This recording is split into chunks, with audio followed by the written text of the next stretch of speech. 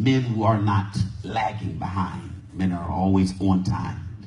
Men should be in time and on time. But unfortunately, I've learned that sometimes the worst and the most frustrating thing to find is the right time. It's one word that if I said it, it would be one of the words in the English language that frustrates mankind the most. Wait. The word wait has a frustration with it that is unlike many other words, because if we were told go, we can accept go. We can accept the responsibilities that come along with go. We can accept the unknown that comes along with go. We can accept the obligations that go has associated with it. We can accept the strength, and we can accept the work and the toil that go has. If we're told stop, we can accept stop. We know that stop means there's nothing going on. There's nothing that will be progressive. There's nothing that will be productive. Stop means that I don't have to worry about what's in front of me, nor behind me, nor with me. There is no action, no activity. But wait usually holds you hostage in limbo, because you don't know whether wait is going to be followed by stop, or if wait is going to be followed by go. We can deal with the red light. We can deal with the green light. But many of us struggle with what to do with the yellow light. For some of it, it means let me slow down because I know there's going to be a red coming right behind it. And for others like myself, yellow means hurry up and get through there a little bit faster, because you might not have this chance again. We struggle with wait. This man, the text says, had waited with his infirmity 38 years. Doesn't say that's only how old he was, but he's dealt with this problem for 38 years. Jesus was on his way to Jerusalem for the feast of the Passover. And the feast, this was a feast where all the Jewish males were expected to attend. It began April 10th, and if I'm not mistaken, this year, today is the close of the feast of the Passover.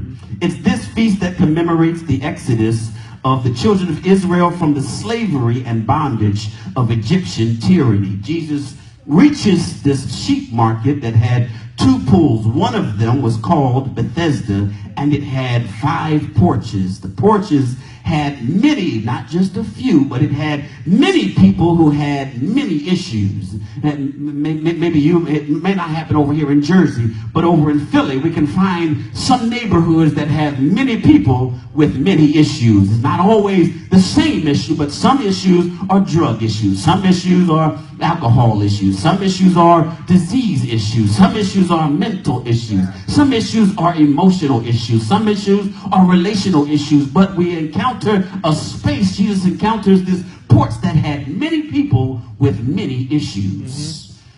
First point here is that brokenness is not uncommon.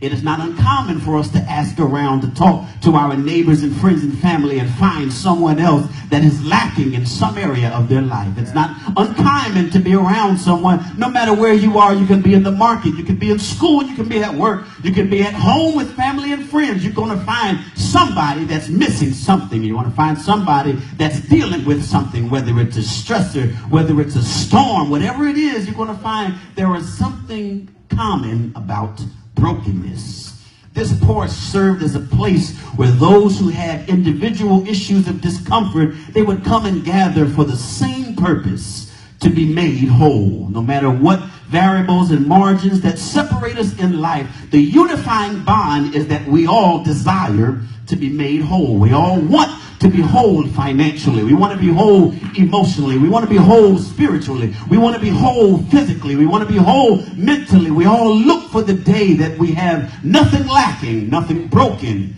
nothing needing to be replaced. This was a place where everybody had the same desire, to be made whole. I know I'm around other people with other issues, and I just want to be made whole. I'm not stopping stopping them from being made whole, but my aim and my goal is before I leave this place, I must be made whole. Have you ever gotten to that point in your life that you say, I know there's other people around me that got their own problems, that got their own issues, and I have mine, but before I leave this place, I won't leave the same way I came. I won't leave until what's wrong with me is made right. I won't leave until my brokenness has been made whole. There is a set season that the angel had come and troubled the water.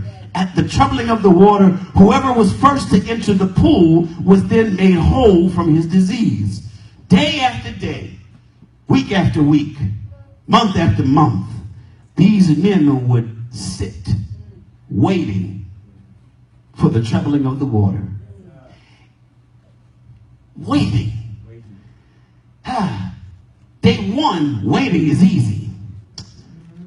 Day 30, waiting is a little harder. Day 90, you're still waiting. For some of us, we struggle waiting for our birthday once a year. 3 months out, we're warning people, my birthday's coming up. Get prepared, get ready. But these men waited for something to happen every so often. They waited. Everything in their life, they didn't go back and forth. They didn't go home and take care of their own lives. That their issues were strong, so strong that they knew if I left now, that if the water was troubled, I can't afford to go home. I can't afford to go to the store and get something to eat. I can't afford to go maybe fix the little things that I might think that you might think is trivial. To me, anything that takes my attention from being ready at the right time may cost me my wholeness. How many times have we been distracted with the cares of life that we've set in church, we've set under preaching, we've set in atmospheres that wholeness was present, but our minds were far from it? How many times have we sat on the porch or on the altar? How many times have we gathered in the congregation of the righteous and wholeness was available from the moment you walked in the door? The presence of the Lord was here. And in the presence of the Lord, there is fullness of joy. In the presence of the Lord, I can't hear. I wish I had some Bible reading. In the presence of the Lord, when you walk into the gates and into the courts, you're in his presence. But how many times have we been in his presence, had wholeness available, and we walked out the same way? We could not compose ourselves. We could not grasp hold of the opportunity for wholeness. To seize the perfect opportunity, the right time. Couldn't get up too early because the effort it would take him to get to the pool and the water not be troubled, he may not have the strength to go 5 minutes later. Sometimes most mornings I'm running for the bus, and when I'm running for the bus, I try to pace myself so that I'm not putting full force too soon, because I know if in the last block, if the last half of the block, if I see the bus coming, I'm going to need the jets, I'm going to need the engine, I'm going to need to be running a little faster, and I don't want to be winded too early. So I'll start jogging at first, and the closer I get, then I'll go faster. This man couldn't go too fast too soon. He couldn't do too much too early. He had to try to wait for the right time. He had the desire to take action. But where we struggle, desire isn't enough. You have to have the right time. You have to wait for the right time. That's where we're dealing in the text today, the paradox of perfecting procrastination. How do we wait for the right time? How do we know what the right time is? How do we know when God says go, he's not saying go later? How do we know when God says speak, he's not saying speak tomorrow? How do we know when God says move, he's not saying move in a minute? But many times our struggle is not hearing God, but knowing when to move if we don't have clear instructions. Many times our problem is dealing with internal frustration, dealing with our own personal issues, and letting them determine what we do, how we do it, and most importantly, when we do it. Scientist Louis Pasteur is quoted saying, chance favors the prepared mind. Sometimes people don't always prepare for what they want to happen. But it says there are those that may not see what they want to happen happening, but they start preparing anyway. In their mind, they're already ready for what could happen, and they're preparing. Even maybe there's a pastor that said, I know the pews aren't full, I know the chairs aren't full, but I'm still going to start putting programs in the empty chairs. I know we don't have musicians yet, but I'm still going to invest in the keyboard and the drums, because chance will favor with a prepared mind, where just in case a musician walks in, just in case there are people that need to hear the word and they walk by this place, I've already prepared for what I didn't see coming. Jesus walks up to the man. This is where I found tension in the text, because Jesus had to speak to the man that had infirmity. Most times when Jesus is in an area, in a city, in whatever region, and people hear him and know that he's there, they will seek him out. Nicodemus knew Jesus was around and said, let me find a tree that's on the path to where he'll be so I can run across his path. The woman with the issue of blood said, let me find where Jesus is, and if I got to crawl on my belly and reach just the hem of his garment, let me find. There were 10 lepers that had leprosy outside the city. They found Jesus was in the place. They said, let's find Jesus so he can heal us. Yeah. But this was a population of people with issues and diseases, and they were clueless that the opportunity for health was in the midst of them. And no one sought Jesus out. No one said, the Savior is here, the Master is here, the one who heals blind, who opens blinded eyes, who unstops deaf ears, the same one who rose Lazarus from the dead, the one who turns water to wine. He's in our midst. How many times, again, have we sat in the congregation of the righteous, in the crowd of people that all have issues, and the healer was in the midst, the one who makes whole was in the midst, and he has to come to you. Yeah.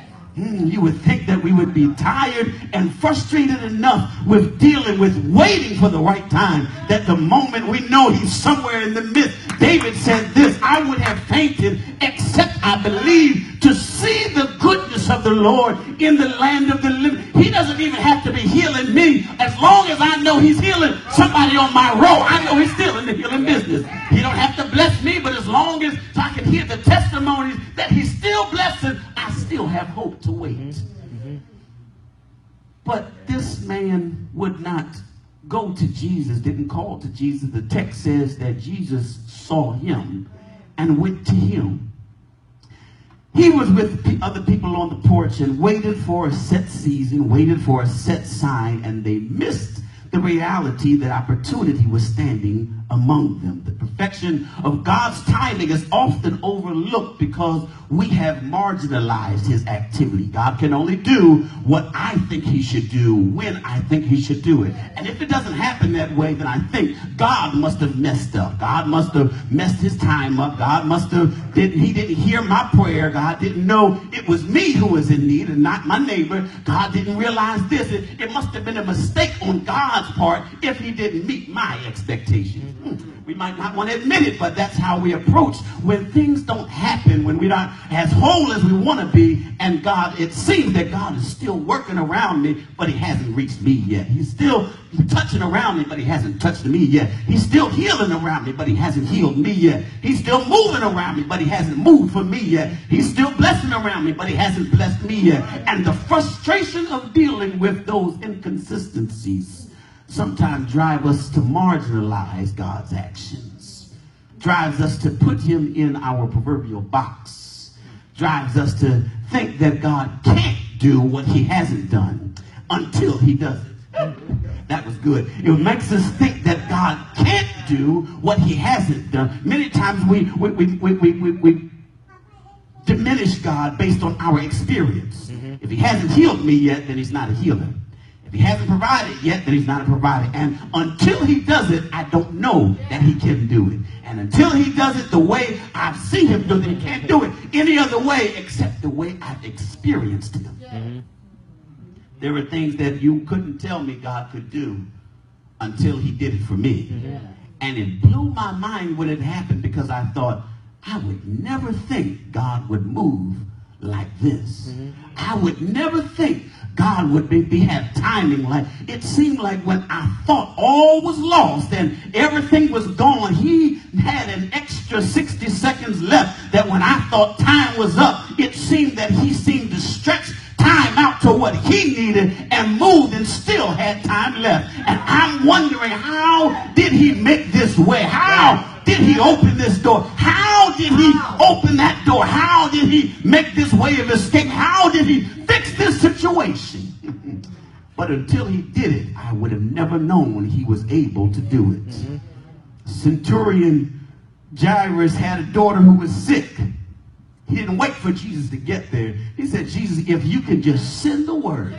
You don't even have to be in the midst, but just send the word of healing. Send the word of wholeness, and I'll believe that the very word, when the word goes forth, that the word will heal my daughter. While believers were praying for Paul and Silas to be delivered, they were knocking at the door. While the saints were praying for them to be released from jail, Paul and Silas were saying, let us in. It's already happened. The very thing you're praying for has already manifested itself. Lazarus was allowed to die so that his miraculous resurrection would be a sign to those around that it's never too late for God to move. Even when we think that the situation has already transitioned, everything is over, time has already been spent, and we're already done, God can still come in and say, I still have one more chance. I still have one more opportunity. We have family members that we want to be saved, and we think sometimes we write people off too soon, and God says, I still have one more chance. I still have one opportunity to heal your body. When you think everything is over, God said, I'm not late. I'm waiting. I'm perfecting procrastination. Because if I move too soon, you'll think it was you. I move too soon, you'll think it's somebody else. If I move too soon, you'll attribute my power and my worthiness to somebody else. But I will not give my glory to another. I'll wait until it's a miracle. And the miracle is that it could not happen except I make a way. Your body would not be healed except I heal it. Your family would not be saved except I save them. You would not be who you are except I made you that way, just a little lower than the angels. Procrastination itself is widely frowned upon. Benjamin Franklin is quoted saying, well, don't put off to tomorrow what you can do today. In many cases, this life lesson is hard to exemplify. Being health conscious should not be procrastinated. Being financially responsible should not be procrastinated. Seeing about the well-being of others should not be procrastinated. Addressing and resolving offenses between you and your fellow man should not be procrastinated. Strengthening yourself in prayer and in the word should not be procrastinated. Having your final affairs in order should not be procrastinated. Telling people you love them and you care about them. These are things that you should not procrastinate doing. But the text shows us that there's a bright side to putting off what you could have already done. Taking the right action is paramount, and taking the right action at the right time is tantamount. The frustration of identifying time is one that we can all relate to, because many times we can't identify what the right time is. Even in agriculture, we know when the right season is, but sometimes it's not always the right time. What I planted last year, this year should be the time to pull them up.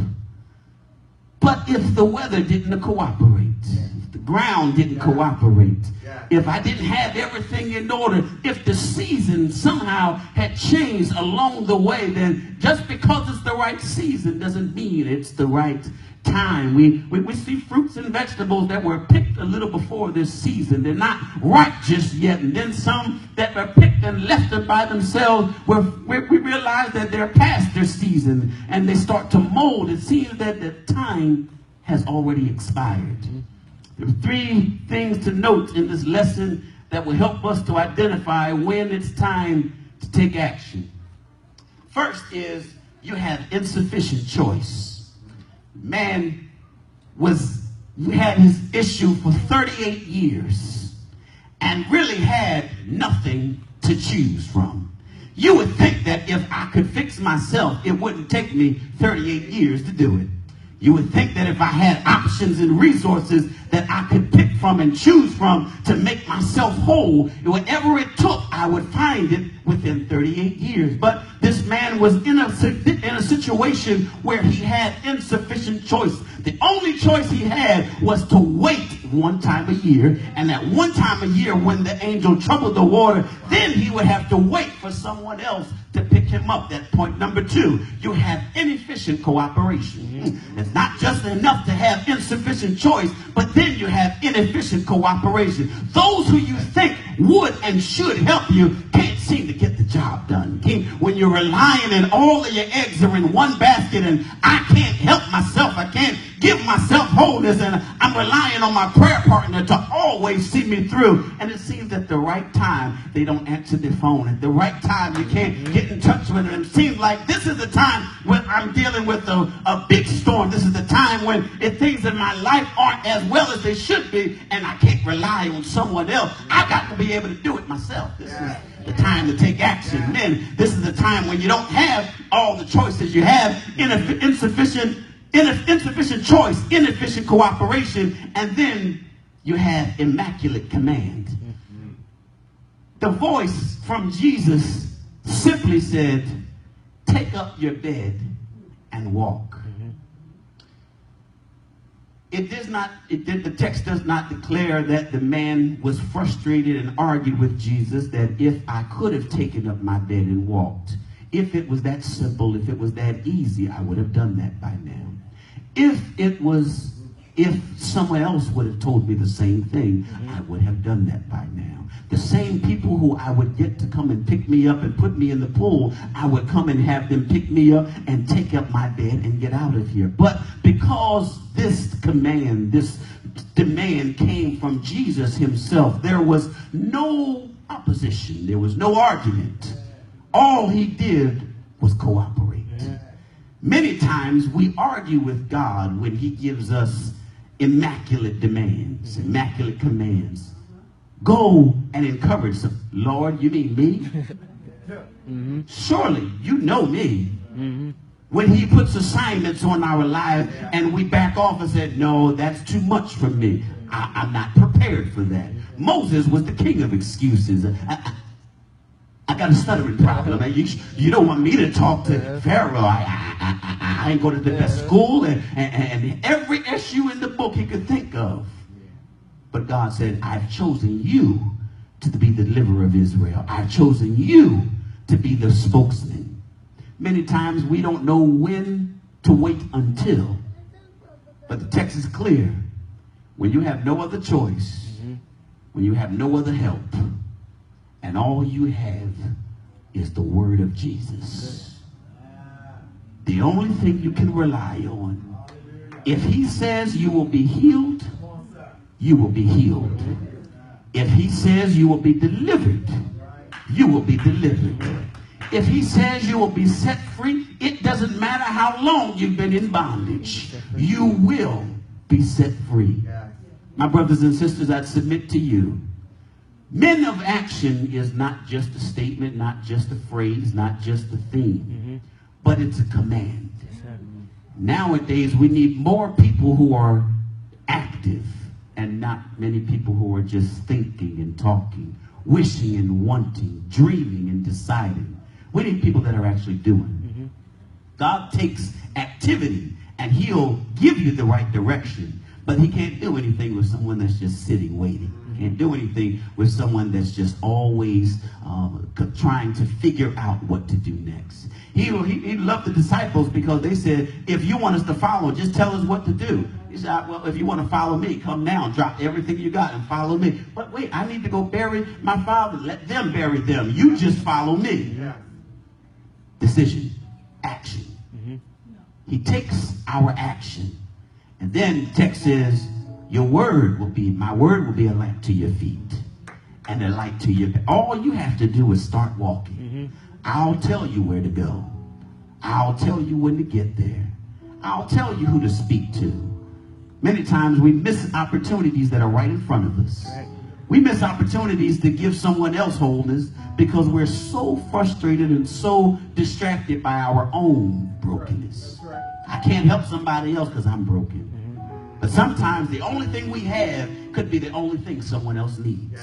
I might not have 100. I only have 1. But there's someone with 99. And God will send you to them because what they need, you've already got it. This man in a place, on a pool, on a market, by the market, on a porch, with many people with many issues. Jesus came in the midst. This is just my commentary. Jesus knew who to talk to. Some people that no matter what opportunity you give them, they won't take it. No matter how many times you can offer them wholeness, they will walk away. They will argue you down. They will find a reason to not accept it. But he knows just who to walk up to. Went to the 10 lepers.